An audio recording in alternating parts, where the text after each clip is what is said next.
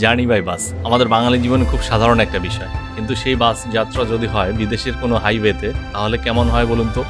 আর এমনই একটা বাস যাত্রা আমি করেছিলাম আমার মালয়েশিয়া ট্রিপে, যেটা আসলে সারা জীবন মনে রাখার মতো। এবং সত্যি কথা বলতে গেলে এটি আমার জীবনের সবচেয়ে সুন্দর বাস যাত্রা। এই বাস যাত্রায় আমি পার করেছি মালয়েশিয়ার বিখ্যাত পেনাং ব্রিজ, আর অবলোকন করেছি বাসের ভিতর বসে থেকে পেনাং সিটির এইরকম সুন্দর একটা ভিউ। যাত্রাপথে পার করেছি ছোট বড় অনেকগুলো শহর, ভ্রমণ সঙ্গী হয়েছি ভিন্ন ভিন্ন দেশের ভিন্ন ভিন্ন জাতিসত্তার মানুষের সাথে। পুরো রাস্তা জুড়ে অবলোকন করেছি সুন্দর সুন্দর ল্যান্ডস্কেপ, সেই সাথে দেখেছি পাহাড় পর্বত নদীনালা খালবিল অসংখ্য জিনিস। যাত্রাবিরতিতে খাবার খেয়েছি মালয়েশিয়ার স্থানীয় খাবার। আর আপনাদেরকে আমন্ত্রণ জানাচ্ছি আমার সঙ্গে সম্পূর্ণ ভ্রমণ গল্পটি উপভোগ করার জন্য। আসসালামু আলাইকুম, আশা করি সবাই ভালো আছেন। এই মুহূর্তে আপনাদেরকে স্বাগত জানাচ্ছি মালয়েশিয়ার জর্জ টাউন বা পেনাং থেকে। আজকে আমি চলে যাব পেনাং থেকে কুয়ালালামপুরে, আর আমার এই যাত্রাটি হবে আসলে বাসে। তো আমরা তো আমাদের দেশে অনেক ধরনের বাস জার্নি করে থাকি, আজকে বিদেশের মাটিতে একটা লম্বা বাস জার্নি করতে যাচ্ছি, দেখা যাক জার্নিটা কেমন হয়। আমি বাসের টিকিট নিয়েছিলাম পেনাং সেন্ট্রাল স্টেশন থেকে, এবং সেখান থেকে আমাকে একটা ছোট প্রাইভেট কারে করে নিয়ে চলে এসেছে কোমতার নামে একটা বাস স্ট্যান্ডে। সেখানে এসে আমরা বড় বাসে চড়েছি, আর এই বাসে চড়েই এখন আমরা যাচ্ছি পেনাং সেতুর উপর দিয়ে কুয়ালালামপুরের দিকে।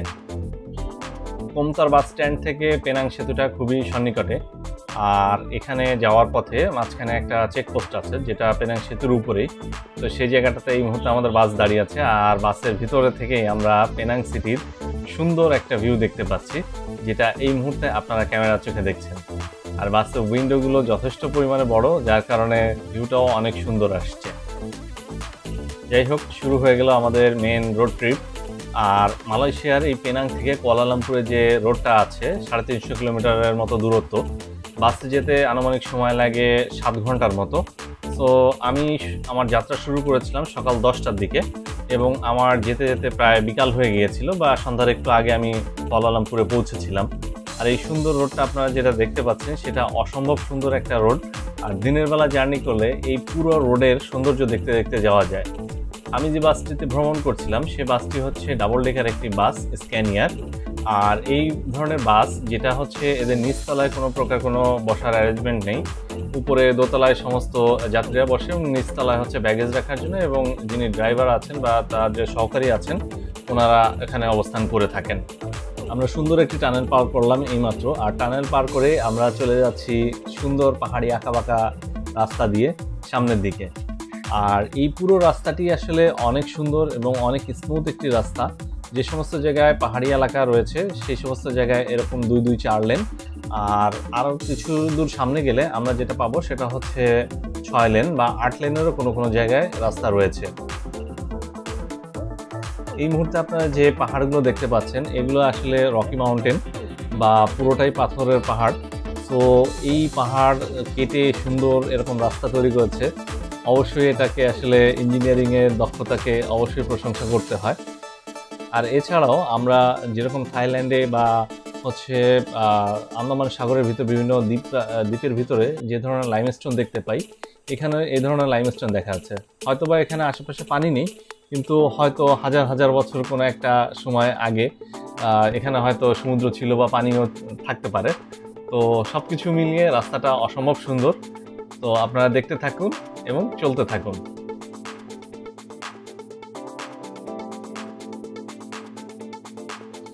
চলতে চলতে প্রায় অনেকক্ষণ পার হয়ে গেল, প্রায় আমরা 1-150 কিলোমিটারের মতো রাস্তা চলে এসেছি। আর এখানে এসে একটা স্টপেজে থেমেছে বাস, এখানে কিছু যাত্রী নামছেন এবং কিছু যাত্রী উঠছেন। সো এই জায়গাটার নাম যেটা আমি দেখতে পাচ্ছি ইফো বা আইফো, আসলে জানি না কোনটা সঠিক উচ্চারণ হবে। তো এখানে কিছুক্ষণ বাস দাঁড়ালো 10 মিনিটের মতো, দেন আমরা এই মুহূর্তে বের হয়ে যাচ্ছি এই টার্মিনাল থেকে বা বাস স্টেশন থেকে। আবার আমরা চলে যাব হাইওয়েতে। এই যে দেখুন আমরা চলে এসেছি আরও সুন্দর একটা স্মুথ হাইওয়েতে। পাহাড়ি রাস্তাটা মোটামুটি শেষ হয়ে গিয়েছে। এখন যে জায়গাটা এসেছি এই জায়গা রোড আরও বেশি ওয়াইড। এই জায়গাটাতে পার্টিকুলারলি এই জায়গাটাতে দেখা যাচ্ছে 8টা লেন রয়েছে, এবং আশেপাশে বেশ কিছু জনবসতিও রয়েছে এটার আশেপাশে। তো ঠিক আছে, আমরা দেখতে থাকি এবং সামনের দিকে এগিয়ে যেতে থাকি। এবার একটু বাস ভাড়ার ব্যাপার বলি। আমি কুয়ালালামপুর যাচ্ছি যে বাসটাতে, এটি হচ্ছে স্ক্যানিয়ার একটি ডাবল ডেকার বাস এবং এখানকার বিজনেস ক্লাস বা প্রিমিয়াম ক্লাসের একটা বাস। সো এটাতে আমার ভাড়া নিয়েছিল 70 রিঙ্গিত, যেটা বাংলাদেশি টাকায় আনুমানিক 2000 টাকার মতো। তো এই মুহূর্তে আমাদের বাস একটা টোল প্লাজা পার হয়ে এরকম সুন্দর একটা জায়গায় এসে একটু থেমেছে। তো এখানে যেটা হচ্ছে যে এখানে একটা ওয়াশরুম আছে রাইট হিয়ার। তো ওয়াশরুমে আমরা একটু সবাই ফ্রেশ হলাম অ্যান্ড উইথ দিস এখানে একটা ভেন্ডিং মেশিন আছে, এটা আমি আপনাকে দেখাচ্ছি। সো এখানে একটা যে ভেন্ডিং মেশিন আছে, ভেন্ডিং মেশিনের মাধ্যমে আসলে কোল্ড ড্রিঙ্কস বা পানি নেওয়া যায়, বাট এখানে মেশিনটা আসলে প্রপারলি কাজ করতেছে না। মাঝে মাঝে এটা ওয়ার্ক করতেছে, মাঝে মাঝে ওয়ার্ক করতেছে না, যার কারণে লোকজন ট্রাই করে ফিরে যাচ্ছে। শুধুমাত্র একজন এখন পর্যন্ত সাকসেস হতে পারছে। আমারও পানি নেওয়ার দরকার ছিল, কিন্তু মেশিন যেহেতু প্রপারলি কাজ করতেছে না, এই কারণে আর নিতে পারলাম না। যাই হোক, আবার বাসে উঠে যাচ্ছি। তো হোপফুলি আরও সুন্দর রাস্তা দেখতে দেখতে আমরা সামনের দিকে যাব।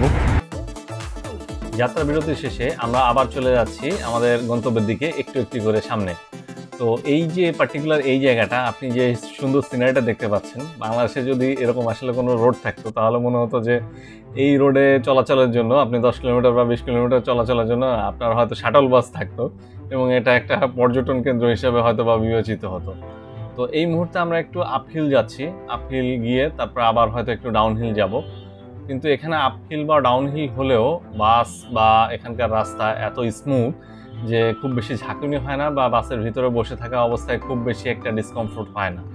তো সব কিছু মিলিয়ে অসম্ভব সুন্দর একটা জার্নি, যেটা আসলে আমি আমার লাইফ টাইমের সবচেয়ে সুন্দর জার্নিগুলোর একটি বলবো।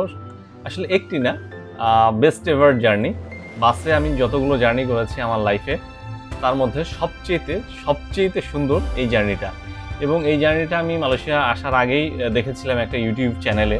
সো তখন থেকে আমার মনে হয়েছে যে এই জায়গাটাতে আসলে আমার বাস জার্নি করা উচিত। আমি চাইলে হয়তো প্লেনে যেতে পারতাম, সেক্ষেত্রে সময় অনেক কম লাগতো বা ভাড়াটাও অলমোস্ট কাছাকাছি লাগতো, কিন্তু এইরকম সুন্দর সিনারি আসলে মিস করে যেতাম। তো দিনের বেলায় যেহেতু যাচ্ছি, সমস্ত কিছু দেখতে দেখতে যাচ্ছি এবং আপনাদের সঙ্গেও এটা শেয়ার করতে করতে যাচ্ছি। সো আপনারা যদি কখনো মালয়েশিয়াতে আসেন এবং পেনাং বা এই সাইডটাতে কখনো আসেন, বাই রোডে আসার একটা চেষ্টা করবেন, এরকম একটা ডে লং ট্রিপ নেওয়ার চেষ্টা করবেন এবং বাসে যখন ডাবল ডেকারের সামনের দিকে কোনো একটা সিটে বসবেন, অসম্ভব এরকম সুন্দর সিনারি দেখতে দেখতে আসবেন। আপনার কাছে মনেই হবে না যে এটা আসলে আপনি কোনো বাস জার্নি করছেন, আপনার কাছে মনে হবে যে আপনি একটা কোনো বিনোদনের মধ্যে আছেন। এখানকার বাস জার্নিতে একটা জিনিস খেয়াল করলাম, সেটা হচ্ছে যে আমি প্রথমে ভেবেছিলাম হয়তো যিনি বাসের চালক আছেন ওনার সাথে কোনো সহকারী আছেন, কিন্তু পরবর্তীতে দেখলাম আসলে না, বাস চালক একাই, উনি বাস ড্রাইভ করছেন এবং যেখানে বাস থামছে উনি এসে যারা প্যাসেঞ্জার আছে তাদেরকে বিভিন্ন ধরনের ইনস্ট্রাকশন দিচ্ছে বা মাইকে ইনস্ট্রাকশন দিচ্ছেন। আমরা মোটামুটি পেনাং থেকে 250 কিলোমিটারের মতো রাস্তা চলে এসেছি। এই মুহূর্তে হাইওয়ে একটা রেস্টুরেন্টে আমাদেরকে যাত্রা বিরতি দিয়েছে, যে জায়গাটাতে আসলে আমরা লাঞ্চ করব। এখানে লাঞ্চের জন্য বেশ জায়গা আছে। আর এই মুহূর্তে আপনারা দেখতে পাচ্ছেন বাসের বাহিরের সাইডটা। সো আমরা যখন এসেছিলাম তখন আপনাদেরকে বাইরে থেকে বাসটা দেখাতে পারিনি, এই মুহূর্তে আপনাদেরকে বাইরে থেকে বাসটা দেখাচ্ছি। বেশ সুন্দর একটা বাস। আর এই যে এই পাশটাতে হচ্ছে রেস্টুরেন্ট। তো এই হচ্ছে রেস্টুরেন্টের ভিতরের অবস্থা। এখানে মোটামুটি মালয়েশিয়ান সব ধরনের খাবার পাওয়া যায় বা ফাস্টফুড টাইপেরও খাবার পাওয়া যায়। তো আমি নিয়েছিলাম আসলে মালয়েশিয়ান একটা লোকাল ডিশ, চলুন আপনাদের সঙ্গে শেয়ার করি। এখান থেকে খাবার নিয়েছি। সো এখানে খাবার নিয়েছি হচ্ছে ল্যাম্প, প্লেন রাইস এবং একটা হচ্ছে সম্ভবত এটা ফুলকপি ফ্রাই করা, সাথে কোক এবং পানি। সব কিছু মিলিয়ে আমার 25 রিঙ্গিতের মতো দাম এসেছে। তো এভাবে চলতে চলতে খুব সুন্দর মুহূর্ত উপভোগ করতে করতে আমরা চলে এসেছি কুয়ালালামপুরের একেবারে কাছাকাছি। তো আপনাদের সঙ্গে আসলে জার্নিটা শেয়ার করে বেশ ভালো লাগলো। হোপফুলি আপনারা যখন এখানে আসবেন বা মালয়েশিয়াতে যদি কখনো ঘুরতে আসেন তাহলে এই জার্নিটা করতে পারেন। এছাড়াও আপনারা যদি কুয়ালালামপুর থেকে গেংটিং হাইল্যান্ডের দিকেও যদি আসেন, তাহলেও আপনারা এই রোডের কিছুটা অংশ পাবেন, কারণ মালয়েশিয়ার কুয়ালালামপুর সিটি থেকে বের হলে যে রোডটা বের হয় সেটাই হচ্ছে আসলে গেংটিং আইল্যান্ডের দিকে যে রোডটা চলে এসেছে সেটা। আর এই রোডটারই একটা অংশ চলে গিয়েছে আসলে পেনাং বা জর্জ টাউনের দিকে। তো সব কিছু মিলিয়ে অসম্ভব সুন্দর একটা দেশ মালয়েশিয়া। এখানে আপনারা দেখতে পাচ্ছেন রাস্তার পাশে অনেকগুলো সেগুন গাছ দেখা যাচ্ছে, কিছু কিছু জায়গায় আমি অনেক পাম বাগান দেখেছিলাম। এবং সবচেয়ে বড় ব্যাপার হচ্ছে যে এখানে ল্যান্ডস্কেপটা এত সুন্দর, মানে ছোট ছোট পাহাড়, কিছু কিছু জায়গায় হচ্ছে পাথুরে পাহাড়, সব কিছু মিলিয়ে আসলে অসম্ভব সুন্দর। আর রাস্তাঘাটের কথা তো আর বলার অপেক্ষা রাখে না। তো ঠিক আছে, সবাই ভালো থাকবেন, সুস্থ থাকবেন, দেখা হবে আবার নতুন কোনো ভিডিওতে। সে পর্যন্ত আল্লাহ হাফিজ।